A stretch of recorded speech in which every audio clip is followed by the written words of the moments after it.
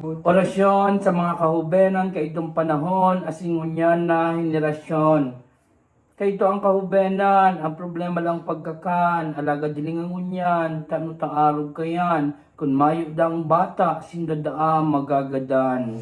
Nunoy nini magdangog, dahil magbungog-bungog, maging magalang ka, asin maging maybus. Kaito ang kahubenan sa latub sa gana, ang mga magurang iyon disiplina, alagad ngunyan, dikit na kudot siya na, ay tamarereklamo ka. Nunoy nini magdangog, dahil magbungog-bungog, maging magalang ka, asin maging maybus. Kato ang kahubenan, minabisa sa mga gurang, kung may nasabatan, biyong minagalang, alagad ngunyan, maski pa magkabaranggaan, ang gurang, taas no upang nililihisan. Nunoy nini magdangog, dahil magbungog-bungog, maging magalang ka, asin maging maybus. Kaito baga mga hobenes maugma, sa simpleng libangan, dala ang gitara, ay tanungon yan baya hilinga, yung may gitara, pero dapat may gin na tinutoma. Nunoy nini magdangog, dahil magbungog-bungog, maging magalang ka, asin maging maybus. Kaito ang kahubenan, grabe kahigos, magsighid, magluto, siring man mag-ipos,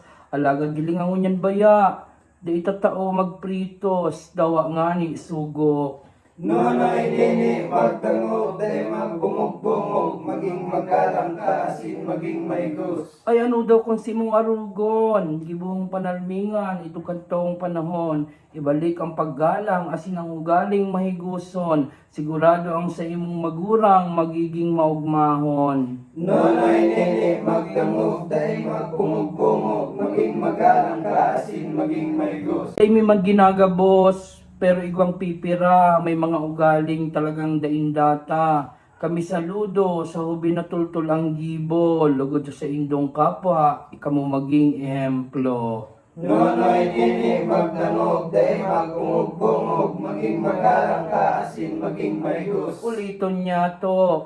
Nunoy nini Magdangog, dahil magbungog-bungog, maging magalang ka, sin maging may Diyos.